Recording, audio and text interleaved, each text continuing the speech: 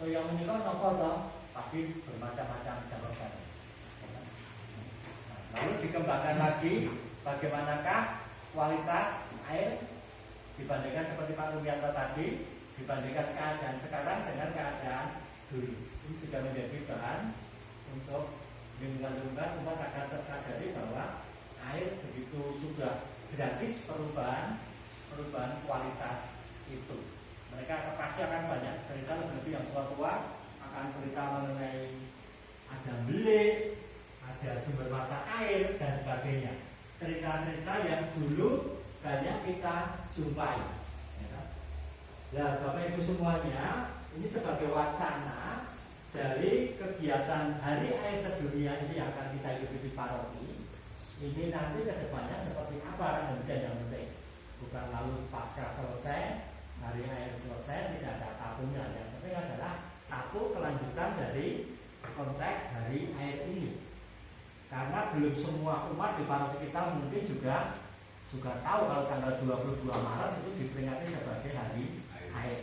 Itu banyak sekali faktanya. Saya nongkrong di parkiran, saya tanya di sana, banyak yang tidak tahu. Ya, maka harus kita gerakan masalah ini. Setiap saat gebyar-gebyur bisa dinyalakan juga kita untuk melepi, ya, bagaimanakah air ini dapat termanfaatkan sebaik-baiknya. Itu yang pertama. Kemudian yang kedua, Ibu Bapak, sejarahnya demikian. Ya, tadi sudah sedikit untuk edukasi kepada kita semua bahwa ketika muncul tanggal 22 harus diperingati, itu sedikit saya katakan saja. Hari Air Sedunia pertama kali dicetus itu pada tanggal 22 Desember 1992 dari PBB, sah dari PBB. Kemudian PBB dalam sidangnya menyatakan merubah menjadi tanggal 22 Maret mulai tahun 1993. Peringatan Hari Air Sedunia dilakukan oleh masyarakat untuk selalu mengingat pentingnya penggunaan air dan seterusnya. Nah, untuk tahun ini, Ibu Bapak semuanya dan juga anak-anak, tahun ini Hari Air dengan tema air untuk kesejahteraan bersama. Air untuk kesejahteraan bersama itu tema di seluruh dunia. Bagaimanakah wujud kesejahteraan bersama ini?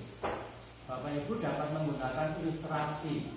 Saya sering mendengar neng sawah bisa ngangkat padule goro-goro masalah banyu.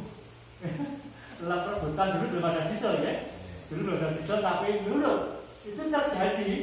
Nah, maka salah satu keberhasilannya bagaimanakah bahwa air itu untuk hidup kita bersama, bukan miliknya satu dengan yang lain. Apalagi sekarang menjadi dikuasai oleh struktur ekonomi menjadi milik dari pabrik aqua, mineral dan sebagainya. Nah, ini hal yang menjadi keprihatinan bersama.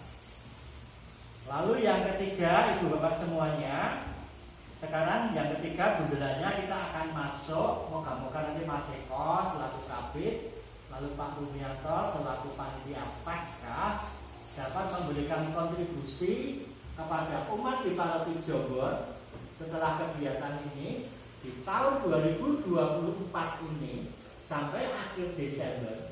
Apa yang akan kita lakukan menyangkut masalah air?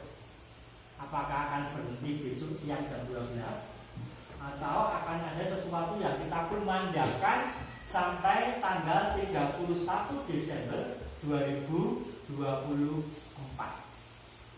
Tindakan sekecil apa yang dapat kita lakukan menyangkut masalah air. Bahasa Latinnya et maiora natus sum. Et maiora natus sum. Aku dilahirkan untuk perbuatan-perbuatan yang luhur. Salah satunya adalah luhur ini dapat kita terjemahkan menyangkut masalah air. Saya survei di beberapa tempat bertanya setiap saya ketemu dengan orang yang terkait dengan air, pertanyaan saya selalu sama. Desamu ono beli apa ora? Ada yang menjawab ada Pak. Ada yang menjawab dulu ada Pak. Sekarang tidak ada. Banyak sekali nanti kegiatan-kegiatan yang dapat kita lakukan.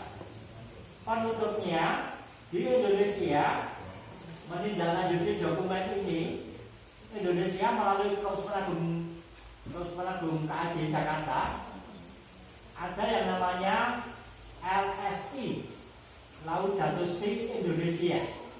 Saya membayangkan apakah dimungkinkan nanti akan ada LSJ, Laudato Si Jombor.